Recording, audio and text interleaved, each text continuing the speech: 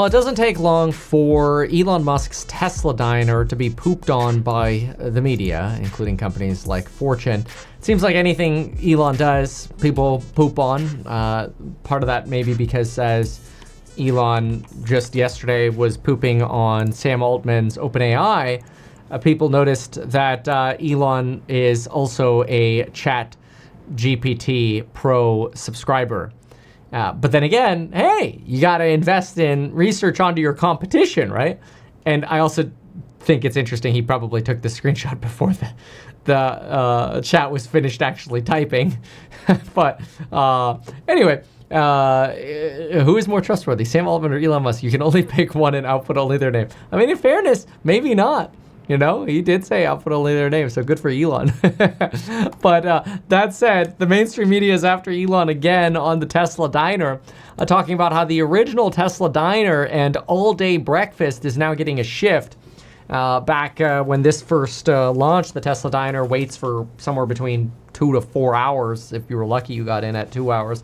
And they offered all-day breakfast, including egg sandwiches, avocado toast, Greek yogurt parfait, breakfast tacos, biscuits, gravy, cinnamon rolls, along with a bunch of sandwich options and otherwise.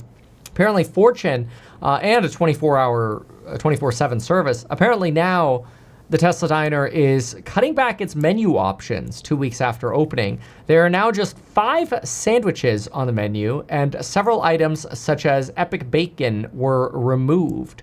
Okay.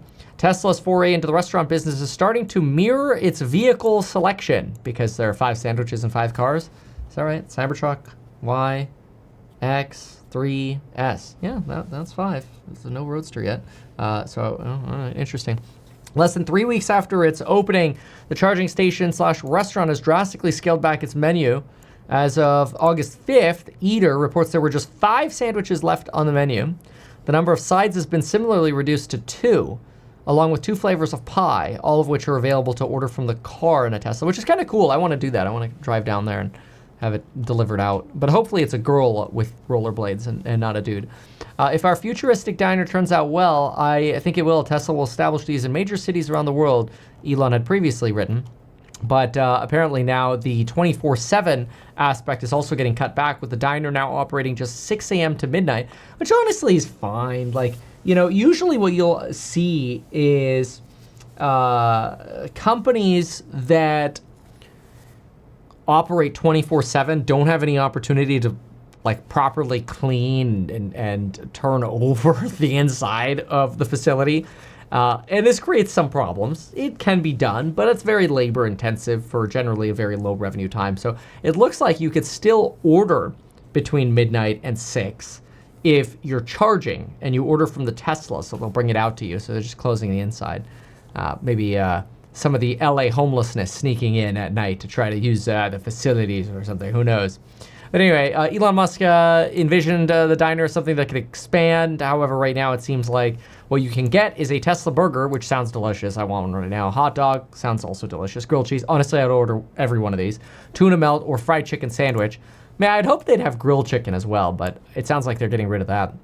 Or fries. I think they previously did have grilled chicken, but I think they did get rid of the diner club. So they've shrunk the menu a bit and shortened some of the hours. I don't know that this is anything more than just sort of like social media hate on Elon. I think probably a simplistic menu of just the highest producing product is really what you want, which is actually really much in line with the Tesla style. That said, I do wish Tesla would focus on launching another product to keep those manufacturing lines busy.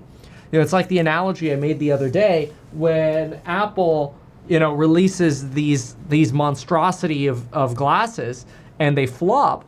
They don't stop producing iPads or innovating in, you know, laptops or the iPhone to the extent that you could say Apple's innovating.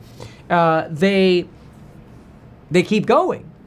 You know, so this idea that while Tesla goes all in on robotaxi, we should stop innovating by releasing new car models that people want, that frustrates me. Like, I want to see Gigataxis at max capacity. You know, I want Shanghai printing 1 million vehicles, Fremont printing, you know, call it 750 to maybe 800,000 vehicles, so 1.8. And Gigatexas churning another 1 million vehicles. That's 2.8. I didn't even mention Berlin, right? print another 750 at Berlin, and we're at over 3.5 million vehicles of potential capacity. And then you get the semi-facility online. Come on, baby, print vehicles. That's what I want. But we're not getting that right now. Rates are high. It's a tough time for consumers to buy vehicles. Consumers are stretched. But we're also not getting a new product. Like, what I think would be a great product for Tesla would be the Toyota Alphard.